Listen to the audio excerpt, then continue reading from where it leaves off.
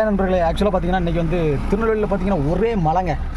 அதுலேயும் பார்த்தீங்கன்னா சரியான சம்பவம் ஆகி போச்சு. என்னென்னா சரி நான் சேர்மதவி வரைக்கும் போவோம் அப்படின்ட்டு வந்துட்டு இருந்தேன். எதிர்த்தாப்புல பார்த்தீங்கன்னா ஒரு கொஞ்சம் பேர் நடந்து போய்கிட்டு இருந்தாங்க. அந்த டைமில் பார்த்தீங்கன்னா ஓவராக தண்ணியாக கிடந்துச்சு. அதனால் நம்ம காரில் கொஞ்சம் ஸ்லோவாக போவோம் அப்படின்ட்டு நானும் ஸ்லோவாக போய்கிட்டு இருந்தேன்.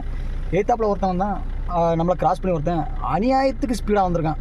அதுவும் என்னென்ன ஈச்சர் அடித்தான் பாருங்கள் தண்ணியை. சரி நான் உள்ளே வந்து சரி ஒரு மாதிரி கண்ணாடி ஃபுல்லாக இதாக வேப்பர் ஆகுது அப்படின்னு சொல்லிட்டு கொஞ்சம் விண்டோவை இறக்கி விட்டேன். அநியாயத்துக்கு தண்ணியை மோர வரைக்கும் அடிச்சு விட்டு போயிட்டேன். என்னையா மனுஷன் கொஞ்சம் தண்ணியாக கிடக்கு, நான் இந்த சைடு மக்களும் நடந்து போகுது அப்படிங்கிறக்காண்டி தான் ஸ்லோ பண்ணியே போய்கிட்டு இருக்கேன்.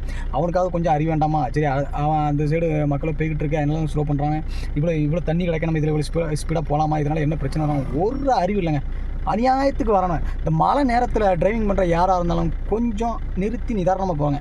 அவன் அடித்த தண்ணி இங்கே பாருங்க, மூஞ்சி வரைக்கும் அடிச்சிட்டு பாருங்க, கண்ணாடி நான் அடித்து எடுத்து உள்ளா வரைக்கும் அடிச்சிட்டு. காரில் போகிறவனுக்கு எந்த கதினா, நடந்து போகிறவங்க பைக்கில் போகிறவங்களாம் என்ன கொஞ்சம் பார்த்து நிதானமாக போவாங்க.